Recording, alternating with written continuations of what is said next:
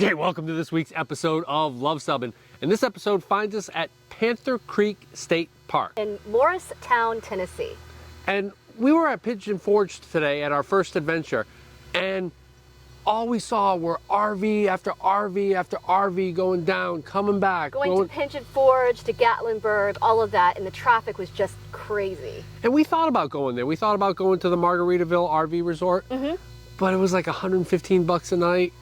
Yeah, that would have been $200 for 2 nights. Yeah, and so what we want to show you is another alternative for camping in the Pigeon Forge, Gatlinburg area, and that's Panther Creek State Park. And this is gorgeous here and very quiet. It's quiet, it's peaceful, and it's only 38 miles away. So if you're looking to, it's a 38-mile drive, but it's interstate and nice roads. Yeah, it was not a big deal. So if you're looking for an alternative for that Pigeon Forge camping or Gatlinburg camping experience, come with us. We'll check out this state park.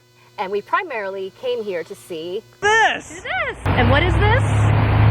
This is the Titanic Museum in Pigeon Forge. And when I was a little kid, the two things that I was obsessed with was Pearl Harbor and the Titanic.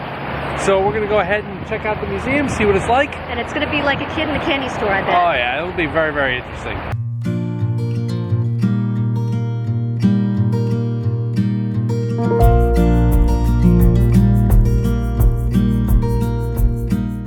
So let's go ahead and take a look at our site. I doubt when you're in Pigeon Forge at those RV resorts, you're going to get a site this big, this peaceful, and this quiet. So the only downside to this particular site is it's a little unlevel.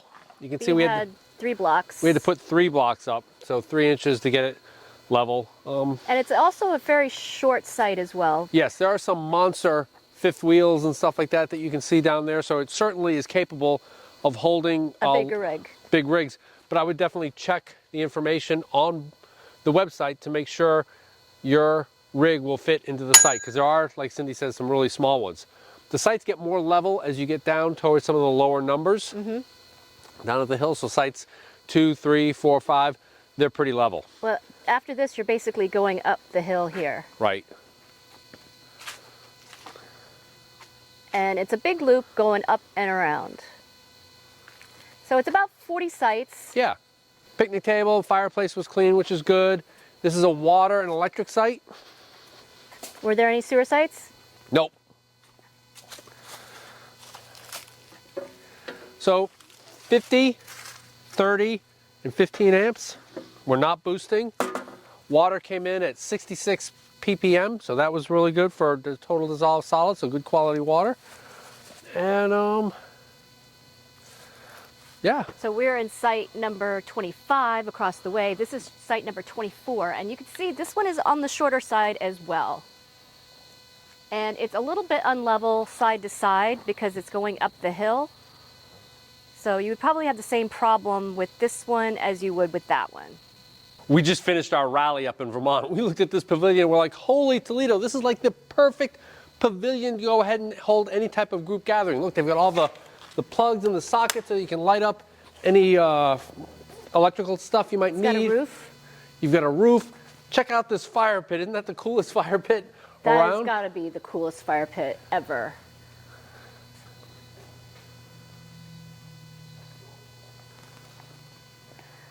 So yeah, with this deck here overlooking the beautiful trees, this would be the perfect place to hold that group gathering. And let's go check out these bathrooms, because these bathrooms absolutely meet Cindy's most important criteria for a public restroom. Well, for a public shower, I do like having a private area. And this is in one room where you can do everything, shower, all your business, and it locks from the inside. So that gives you a sense of privacy, which is really important to me. Cindy always wonders why bathroom stalls have these big locking doors, but showers just have curtains, if that.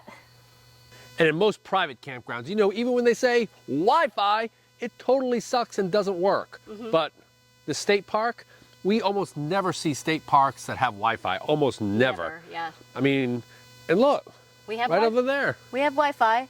And it comes and goes just because people are watching their Netflix, depending on the time of evening. Right, but it was still good enough that we could get some of our work done, get some of our editing and stuff like that, pulling images that we need. And we'll let you know if it's good enough to upload. Yeah, we'll try that tonight when nobody's watching their Netflix and stuff like that. But yeah, I mean, internet in a state park, it's free. It's free. And how much did we pay for the state park? It's like $26 versus, or I think it was 30. So there you have it, Wi-Fi at a state park. There it is, Panther Creek State Park. Peaceful, quiet, and it's even somewhat beautiful here in the fall. Absolutely. The leaves changing colors. Even for a Vermonter, we like seeing it. There it is.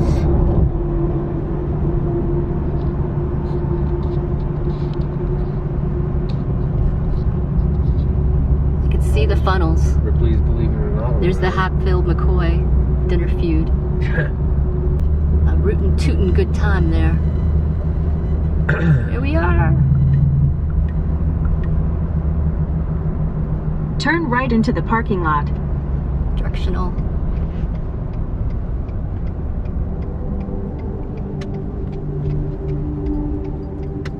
Looks fairly popular. You've entered the parking lot for your destination.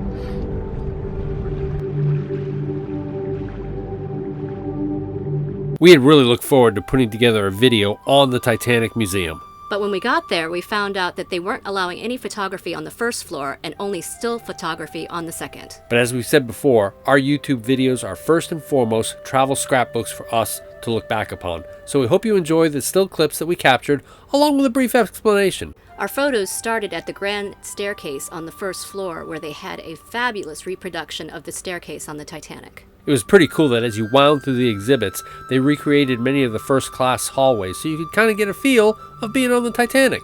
So they had a lot of props from the movie Titanic. These were some of the items from Rose's wardrobe. They also had a number of actual artifacts that were recovered from the sea floor. This is rich on the reproduction of the ship's bridge. And you know I'd have to leave you with a bonus Luv Subbin fun fact. In the movie Titanic, Murdoch yells hard to starboard once he spots the iceberg. And I was like, wait a minute, hard to starboard? They're trying to turn the ship to port. Why would he yell hard to starboard? But back in the day before the automobile, ships were steered like a sailing vessel with a tiller. So to turn a sailing vessel with a tiller to port, you go hard a starboard, and thus was the correct command. So one exits outside the bridge, and there's an iceberg reproduction, and the room is cooler to simulate what it would feel like outside. There are stars, and there's a trough of water that simulates the 28 degrees water that the passengers would have found themselves in. Yeah, and both of us were able to dip our hands into that water, and man, that would have been a pretty bogus way to go. They had various simulations of the aft deck showing different angles of descent. Rich, of course, had to try the steepest. Yeah, and Sydney would have been right there with me because she jumps, I jump. If you're also interested in the Titanic, make sure you check out a couple of our other Titanic videos, like this one where we found a Titanic individual who was recovered and buried in our hometown. Or this video where we recreate a third-class passenger's menu from the Titanic in our RV. All right, as we leave Pigeon Forge, what did you think of the Titanic Museum? Well, obviously I'm a Titanic buff. I enjoy the story of the Titanic, so for me it was very, very interesting. I would say it was slightly expensive. Yeah, it was $78.22 with tax for the two of us. And There it is, right there. yeah, we're coming up on it there with the... So a little bit of pricey. I would say that the first floor was very crowded, even though they were letting you in one at a time. And it was Monday, so I Right. can't even imagine what it would be like on a weekend. Maybe. I think a lot of the people really wanted to read like every, and it was pretty tight. You know, a lot of museums is wide open, so you can kind of move from one exhibit to the. It seemed like everybody just went in like a line and just stood there. And everybody was reading all the cards and stuff, and there were also lanyards with a guided tour as well. Yes, and we couldn't take video in there, of course, but you know, there was an actual deck chair from the Titanic. Yeah, there was a lot of interesting artifacts. Some very cool pieces of wood from the grand staircase that were recovered. So, you know, if you're a Titanic buff, that's pretty cool to see that kind of stuff. Absolutely. It was also neat. They gave you a little card that talked about a passenger or a crewman. I got a crewman. Right, and you had to decide if they were going to survive or not. Yeah, I was actually wrong. I'm like, my guy was like a lamplighter. Yeah. I'm like, you don't need a lamplighter. This dude's dead. My passenger was a third-class woman.